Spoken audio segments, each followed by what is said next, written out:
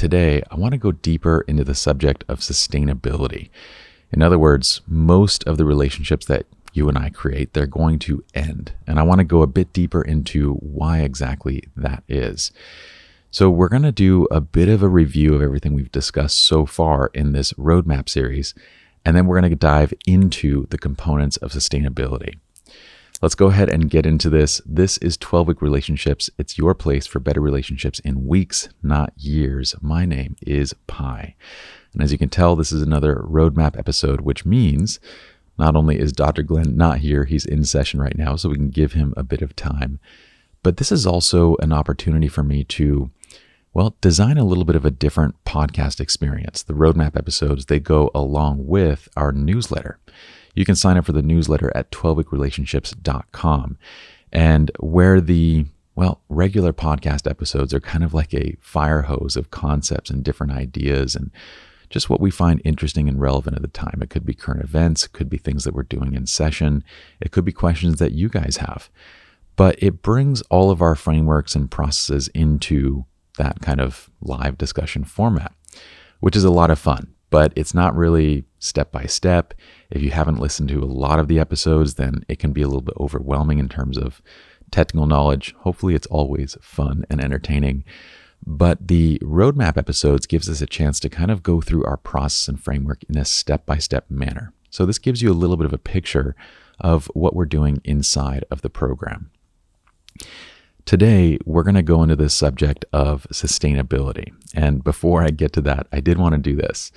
One of the coolest things is reading your guys' reviews that are showing up on the Apple iTunes store for podcasts. So I have the 12-Week Relationships reviews up, and I wanted to read one. So this one comes from Brittany, and it says, "Amazing podcast. I appreciate this podcast so much because of the experience that is shared between the both of you. Thank you for all of your wisdom and placing it in the forefront and unpacking these very real relationship issues." Dr. Glenn and I read each and every one of these reviews. I wish we were able to actually reply and comment and thank each and every one of you, but we're not. So instead, we're going to bring them to the podcast and just say thank you. Thank you for leaving reviews. It helps us tremendously to kind of grow the platform and to let other people know what we do. And if you'd like to leave us a review, you can hop onto the iTunes store, search 12-Week Relationships, and pop in that review. Now, let's get into this. So we're pretty deep into the newsletter series. I mean, not super deep, but I do want to do a little bit of a review before we get to this sustainability piece. In recent roadmap episodes, we've talked about just how many people you and I are going to meet. I mean, we're going to meet anywhere between tens of thousands to 100,000 plus people in our lifetime. And of those people, the vast majority are never going to become anything more than just acquaintances. But we did say, somewhere around 0.1 to 1%, again, depending on what studies you're looking at and the criteria, a very small fraction of the people that we meet, they're going to turn into friendships. And the majority of these are going to be more, I want to say, fringe relationships or fringe friendships, meaning that they play some significant role in our lives, but they're not the closest friends that we might have, because of those 0.1 to 1% of people that we meet, another, tiny subset of those. So we're saying, let's say 1% of the people that you meet turn into friendships. Well, it's 1/10 of that 1% or 0.1% of those would become your intimate relationships, meaning like your closest and bestest friends. So these would be, somewhere in the neighborhood of 5 to 15. And all of this was based on a study done by Robert Dunbar, who I think I said Robert. Did I say Robert? Robin Dunbar. But this became known as Dunbar's number. And we talked about that in a recent episode. So all of this is to say, and Dunbar's number has been challenged, I think mainly because of just the specific number. But if you dismiss the specifics of it, really what we're getting at is that you're going to meet a ton of people. 1% of those, or a very small number of those, will become friendships, and a very small number of those friendships are going to become, your closest friends. And on average, we're going to have between 5 to maybe 15 of those very close people in our lives. And this includes your family. So So of the number of people that we can really hold close to us, it's not a lot. This is just simply due to our human brain size. We just don't have the ability, the mental resources to hold that many relationships in a very close manner within our lives. And again, some people might be a little bit more, some people might be a little less, but we get the concept. We discussed how usually the missing piece in why these acquaintances never turn into friendships is simply because we don't have the desire to turn them into anything more. And that could be for a number of reasons, but essentially we don't perceive enough benefit to warrant the energy, the effort that we're going to put into creating and maintaining a relationship. So those acquaintances, they stay that way because we lack the desire to push it forward. This is where I'll mention, if you're watching this as a video, you will see the diagrams that we use within the program. If you're not watching and you're just listening to this in audio format, I'll describe some of them. So thinking of this kind of high-level framework view, we call this the STUPD-SIMPLE relationship method. And the diagram has 3 pieces, very much like a recycle diagram, the 3 arrows that kind of point to each other in a circle. The first of those is desire. It's the beginning steps of a relationship. It's your want for a relationship, but it's not just your want for a new relationship. It's also the want that you have for an existing relationship, meaning the want to spend time with somebody. And that had 5 pieces. We discussed those a little bit in a recent episode. They were regard, it's reward, risk, relatability, and reciprocation. I think the last few I got out of order, but it begins with that regard piece. The S.S.R.M, the STUPD-SIMPLE relationship method, it's designed to break down each of these different components, desire, quality time, and sustainability, to help us better understand how to maintain our relationships. It gives us a concrete framework or foundation to analyze what's going on in a relationship and to understand, well, how does a healthy relationship function? So when we say that the vast majority of our relationships, or acquaintances rather, never become relationships, they never become friendships or anything more, it's because that desire piece is missing. Because we don't desire, we don't perceive the benefit there to warrant spending more time with the person. Okay, we did give an example of situationships. I don't want to go into that in this episode. I'll say just check that one out, because there is another reason you might spend time with a person. It has nothing to do with desire. But for right now, let's just assume that you do want to spend time with somebody, whether it's a new relationship or whether it's an existing one. That want for the relationship pushes you toward quality time. Quality time is just opportunities for meaningful engagement, okay? So spending time together in a meaningful way. As you do this, over time, you'll begin to discover which of these relationships are actually sustainable. You're not going to think of it this way, of course. You just begin to discover the overall emotional cost of maintaining the relationship.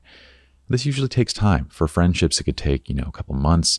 For romantic relationships, it might take months, even years, to kind of get to that place where you really see the emotional cost of a relationship.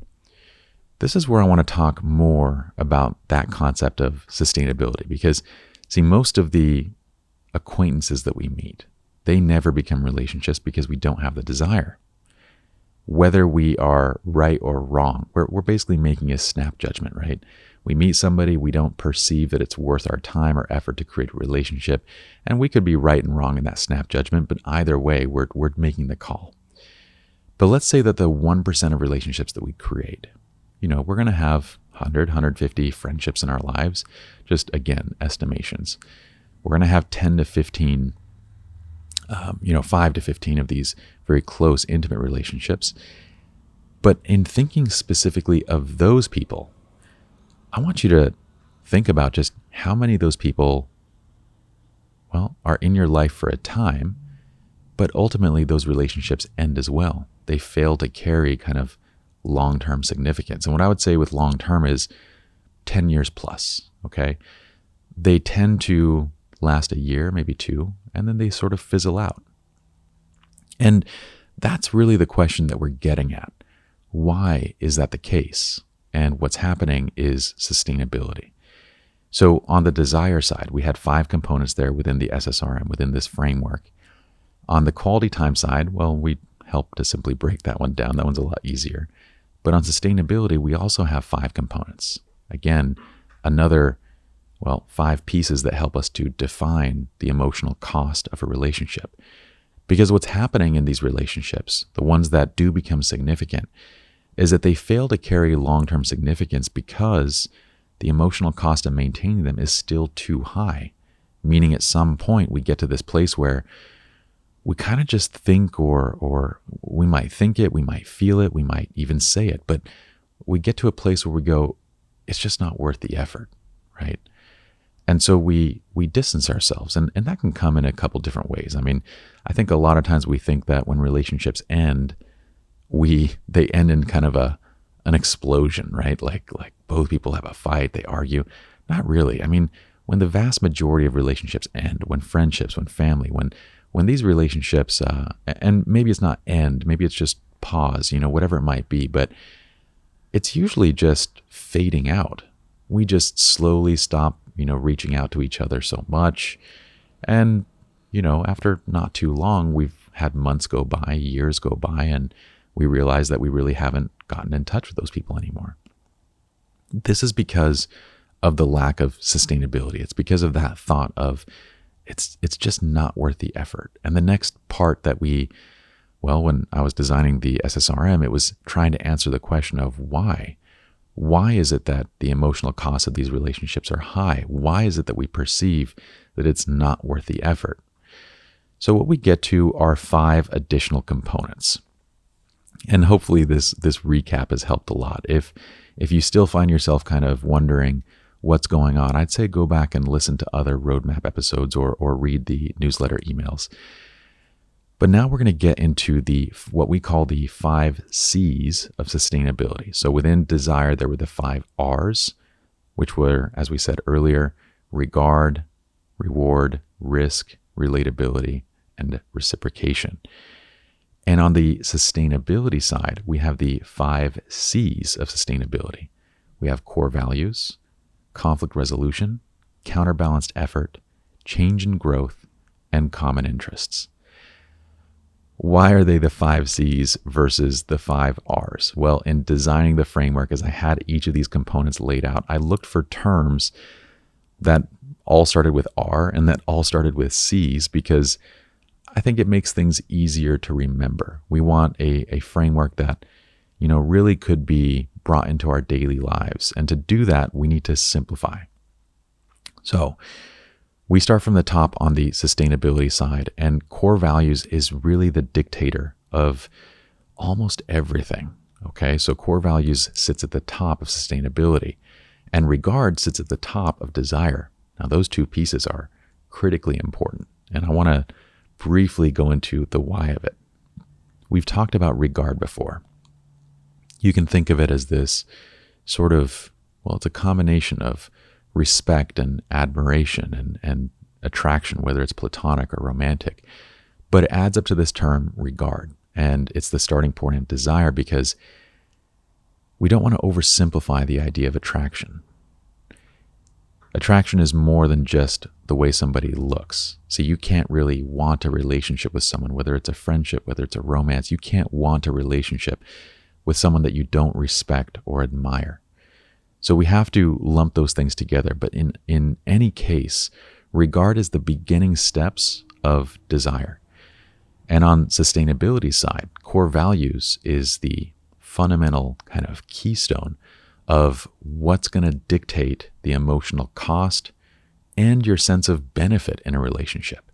So it's going to kind of control everything. So that's why core values at the top. In fact, when we approach a relationship, when we approach coaching, we don't do it from the side of desire. We've mentioned this before, that all of the work that we do is on the side of sustainability. It's with the 5 C's. The reason is if we can repair those, it will naturally feed desire. And that's why the loop, when you see the diagram, sustainability is either going to feed desire or it's going to end it. So that's where we close the loop. Sustainability, if the emotional costs of a relationship remain low, we can continue feeding the relationship with more desire, with more benefits. and we spend more time together. If sustainability has problems, if it's killing all of our emotional energy, then, well, without sustainability, we can't feed that desire. Desire will fade, and eventually we kind of let the relationship go. But core values is at the top of sustainability, and it affects literally the entire framework, which is why, because we focus in on sustainability within our coaching framework, well, when we develop the name for what this model of therapy is, we ended up with C.V.F.T, Core Value Focused Therapy. That was the term that we trademarked from the therapizing side. So, and then the other term that we coined was the S.S.R.M, the Stupid Simple Relationship Method. Now, understanding this, when you take this bird's eye view, right now we're just looking high level at the S.S.R.M, at the Stupid Simple Relationship Method. What you'll see is that the S.S.R.M is this fundamental structure. It's the, like the word that we use is framework, right? It's the framework for how a relationship should kind of behave. And your version of it is going to be different because your components are going to be, well, you define them. It's the same pieces, the same principles, but you define exactly what your version of these healthy relationships look like. But these are the pieces. It's the framework. So the S.S.R.M is the framework. It's the pieces of a healthy long-term relationship. Whereas C.V.F.T, or Core Value Focused Therapy, it's the therapy model that's using the S.S.R.M. It's using the underlying framework to kind of guide its way through this roadmap. So where the S.S.R.M is this roadmap, C.V.F.T would be the guide, the therapist, the person that can actually take you through it to resolve different areas, to work on actual components, underlying trauma, any past issues, working forward, all of that kind of stuff. So hopefully that helps a little bit in understanding the relationship between these two a little bit more. And again, like we said, those are the only two acronyms we'll ever sort of ask you guys to remember is C.V.F.T is the actual therapy model, Core Value Focused Therapy, S.S.R.M, the actual framework, Stupid Simple Relationship Method. So Core Value Focused Therapy became that because we focus in on sustainability, but the entire program revolves around your core values, around the relationship's core values. And so that's where it got its name, Core Value Focused Therapy. What I want to do now is we're going to spend a good amount of time throughout these roadmap episodes, throughout the entire podcast, discussing more each of the components of both desire and sustainability. Again, remember on the sustainability side, we have core values, conflict resolution, counterbalanced effort, change and growth, and common interests. For now, though, I want to kind of finish out this episode with just a basic overview of different relationships and things that you might have in your life to help you better understand what you're seeing from a high level. Because even from this high level view of desire being the start or the want for a new relationship or the want for quality time, then we have that quality time component. And then we have sustainability as the emotional cost and whether we can continue this thing. Even with this simple loop, we're already, I think we can get to a better place of understanding what's going on in our relationships. So let's go to a couple different relationship examples. We're going to speak specifically when certain pieces of sustainability are out of whack. Let's start with family. I think at this point, all of you have probably experienced a family relationship where you don't see eye to eye. Now, let's also say that it kind of continues to a point, this lack of relatability. So that's that piece on desire, right? This lack of relatability has brought you to a place where it's difficult to have a basic conversation with the person without getting into an argument. Now, in these cases, what we would say is that the core values between the two of you are misaligned. And this is where we often go wrong. We think core values are the actions, the things that we do. In reality, those values are actually our underlying why.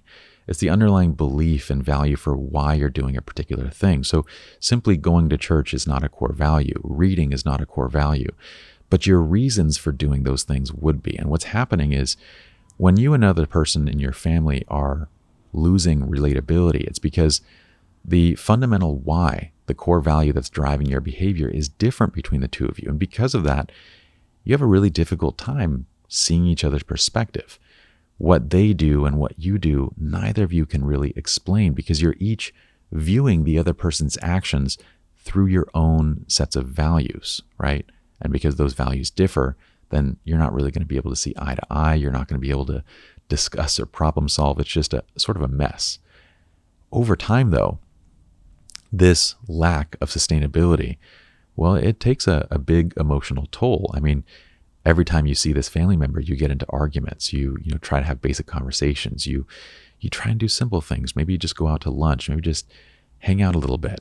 Quality time seems to fix most things, so you just want to spend more time together. Well, in doing that, you actually make the relationship worse, because the more time you spend together, the more that you realize just how different you are, the more that your values, those differences in underlying core values, they begin to appear and surface. So the fix in these cases isn't actually to spend more time with each other. It's not to actually discuss more. It's to work on aligning those core values, if that is, of course, possible. But this is why it's happening. And when it's not possible to fix, what do we do with even that family relationship? Well, we just kind of let it distance itself a little bit. We're not going to call the person as often. We're not going to talk as often. We're not going to hang out as often. And maybe at family events and get-togethers, we would just sort of have boundaries up where there's plenty of conversations that we're just not going to get into. Okay, let's go on to another common relationship scenario. This time, let's bring it into a romantic context. I want you to imagine that you have a boyfriend, a girlfriend, or maybe a spouse, whoever it might be, just your romantic partner, okay? Imagine that you've kind of just started dating, and maybe you've been dating for a few months. Everything is going great. And when someone asks you, like, have you gotten into a fight yet? You're like, oh yeah, no, we never fight. We don't have that issue. That's a problem in and of itself, right? What we would say in that case is run the other way. You want to see how you fight. But let's say that everything's going great, and then suddenly you do start beginning to encounter conflict.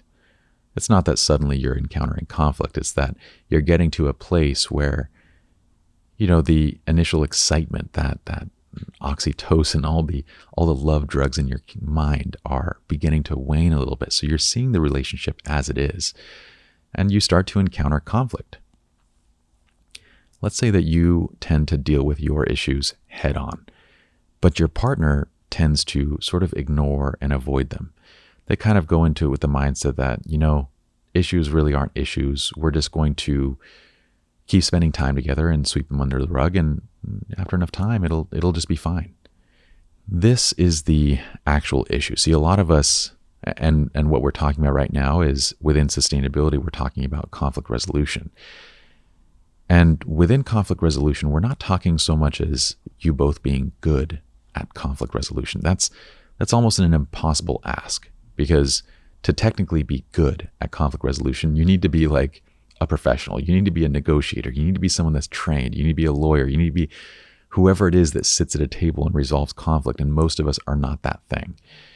So when we talk about conflict resolution, what we're really talking about is, what is the relationship's ability to resolve conflict without burning too much energy? And to do that, you don't need to be good at resolving conflict. What you need is two people that have a similar approach to resolving conflict. See, if you both yell at each other, that's okay, so long as both of you are the yelling type. If you're both going into conflict, venting and yelling, most people would say, like, that's going to be a disaster. They're going to end, broken up, all that kind of stuff. And I will say that this isn't the most healthy approach. Dr. Glenn and I would both agree that it's not the ideal way to go and resolve conflict. But the judgment of that the relationship will end is not exactly right, because if both people have this natural style of conflict resolution, it's okay. We can teach them and show them better techniques and whatnot, but they're not going to be draining a ton of emotional energy in the process. And similarly, let's say that two people, well, they like to take their conflict head on and just resolve it and talk through it. That's their approach. They're going to be fine too, and that would be a healthier approach to doing this. But because they have a similar approach to resolving conflict, less energy is wasted in that process.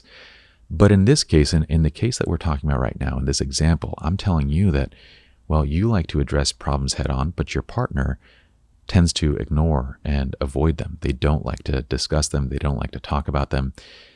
This is what's going to be emotionally draining, because even small issues, you have completely different approaches to resolving conflict. And while you're reaching out to try to resolve it, they're shutting down, and they could be doing it in a number of ways. They could be stonewalling, they could be leaving the home. But either way, the difference in how you approach conflict resolution is what creates a massive emotional draw in your relationship. Because each time they leave, each time they exit the conversation, you're then racking yourself on, why are they doing that? What does it mean? In their head, they're probably just thinking, I just need some space. I just need some time. And when they come back to the table, when maybe they do want to briefly discuss, they think that you're being overdramatic because, well, I just needed some space. Why are you overreacting like this? And it's not so much that both of you are terrible at conflict resolution. It's that you have completely different approaches to resolving conflict. So should a relationship like that continue, very quickly you're going to begin to think, man, is this even worth the drama? It's just so much. I can't deal with this. Like it becomes very emotionally draining. So again, it's a scenario where the relationship lacks sustainability because no matter what the benefits are, the emotional drain is just too much. And at some point, it reaches a breaking point.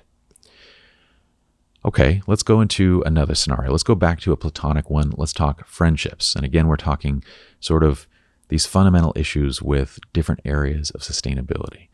The first one was differences or misalignments in core values with our family member. The second one is very different approaches to conflict resolution within a romantic context. This one, let's say that you and your best friend, you guys have been close all throughout junior high, throughout high school, and then you kind of fell out of touch when you both went to college because you both went to different colleges. And at first you sort of thought it was the distance, it's just that your college was, let's say, I grew up in Utah, so I'm going to say your college was in Utah and your friend's college was in New York. So you're on opposite sides of the country. But over time, you kind of begin to realize that after you graduated college and, now you're living in a close area, but you still really don't hang out that much. It wasn't really the distance. And I'll bet you can think of, friendships and long distance relationships that you have maintained successfully.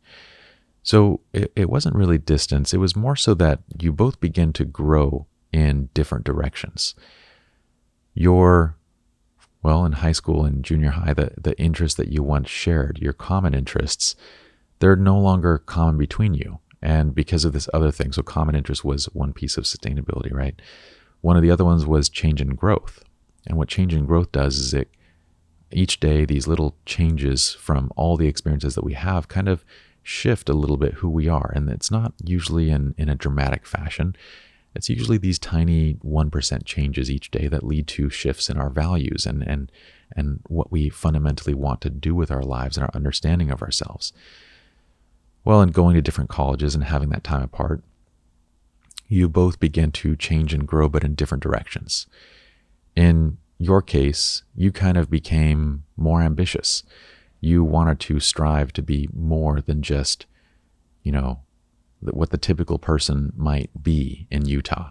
And in your friend's case, they arrived in New York and they realized that, man, all these people are just living this hustle and bustle and they're forgetting what matters most. And so where you and your friend used to be really ambitious and used to share that core value and you used to both want to strive and push, your friend has kind of come back a bit to, no, I believe there's a healthy balance and I don't just want to keep doing this. I don't want to just keep studying. I want to live my life. So you're back in the same area again, but you no longer share the same interests. Your interests might be, things that are growth related. You want to take on new hobbies, new challenges, new things that you really find that push you. And your friend wants to do things that are more relaxing. They want to camp. They want to go and just hang out with their friends. They want to just sit by the, beach and drink a beer. They want to actually enjoy life because their values have shifted. What we see in this is that not only have the interests between the two of you, your common interests are no longer common between the two of you, but also change and growth has brought you down sort of two different paths and you've ended up with two different value sets. And nothing bad has happened. You're still friends. You just, find that because of this lack of relatability and the lack of, interests and all this, there's just not that much to talk about anymore. And so you hang out now and then and you'll talk about your history. And as you kind of grow and you each get married, you introduce each other. You're still close friends. You'd still consider each other best friends. It's just that you don't hang out that much anymore. And you can name several other friends that you'd both prefer spending time with. There's nothing wrong with this. What's happened in this scenario is that change in growth, again, that piece of sustainability, right, has pushed you down different directions. You've basically grown apart. Your interests are no longer common. Your values are no longer shared. And so you're basically two different people who are reminiscing about the wonderful memories that you both had, the history. And that's okay. And a lot of times, you'll actually end up with time growing back together. There'll be things that happen that kind of bring your values back in alignment, and you start to pick up the relationship and keep going. But in either case, the lack of sustainability in this situation wasn't the physical distance, like we would jump to and say that this was distance. It wasn't that. It was simply that you both began to grow in different directions, that you both ended up with different values. And so the relationship lacks sustainability from that standpoint, at least for a time. These are all examples of when we say lack sustainability, it's exactly what we're talking about. They're relationships that kind of fizzle out because the emotional cost of maintaining the relationship just isn't worth the effort. It's just not worth that perceived benefit that you're getting. And again, that perceived benefit is not monetary. It's the components of desire that we're talking about, right? What you want from the relationship and you want to gain. Something that we subconsciously think about. And I don't want this to sound discouraging at all, because it's natural for our relationships to go through these cycles. It's very natural for the majority of our relationships to come to an end, and to come to an end that's kind of a beautiful ending. They kind of just fizzle out. They kind of get sort of paused in a way. And I want you to think of it that way. When your relationships end, I don't want you to think of them ending. I just want you to think of kind of them pausing. At least for the most part. Sometimes you get to a toxic place in a relationship and those need to end. There needs to be a definitive point where you say, no more, I don't want this person in my life. I'm not going to be in their life. And that's the conclusion altogether. But for the most part, what I think is more healthy is that we consider that the relationships kind of get paused. They get paused until the point where, well, with different experiences, maybe we come back together, our values begin to realign, and we pick things back up kind of where we left off and we continue forward with them. But that's going to be the majority of your relationships. And this is why. It's because ultimately they lack sustainability. The emotional cost of maintaining them is kind of more than it's worth at a particular time. And so we pause them and we wait for those things to change a little bit. So sustainability within it are basically the reasons why a relationship ends. And within sustainability are also the methods or the solutions to how we can repair and to keep relationships healthy, if that is our goal. It's kind of an unfortunate thing that we don't really work on our friendships. We don't really work on, even family relationships. It's very rare that we see family members to come into any sort of coaching or counseling type, setting. Usually that's reserved for romantic relationships, for marriages. You might even see it more often for, say, business partners, because they're the people that take on that energy and expense of going to coaching. They usually have a lot riding on the relationship. And I wish it were the case with friends and family that we'd spend a little more effort on those, but we generally don't. But regardless, it's the same exact reasons in either case. Okay, that's it for this episode. I hope this kind of sheds a little bit of extra light onto this idea of sustainability and how it affects your relationships, how it affects every one of your relationships. Like I said, this is one of our TWR roadmap episodes. This is an accompanying episode to the newsletter. So we would love for you to sign up for the newsletter at 12weekrelationships.com. When we send out the newsletter messages, these are handwritten emails that, well, we want them to be valuable insights and guides to your daily life. So they're going to be just that. We're never going to sell you. We're never going to share your information. We're going to, honor that, I guess, the respect that you've given us in providing that email and that method of communication, because we know how valuable our time is, Dr. Glenn and I, and we know just how busy each of you are, and we want to do the same thing in valuing your time. So in the meantime, lots of talk about time today. If you would like to help us out, you can jump onto 12-Week Relationships on iTunes. So if you actually search on the iTunes store, you can find the podcast and leave a review. We love reading your guys' reviews. We might read it out loud on the podcast, just like we did earlier this episode as well. And it really helps a lot. It helps us to not only see your experience, but it helps other people to know that this is a valuable place to be and to learn and just share in this process of growth together. If you would like coaching, you can jump on to 12weekrelationships.com. You can join the waitlist. On the waitlist, we'll enroll you into the newsletter, and you can always unsubscribe to this at any time.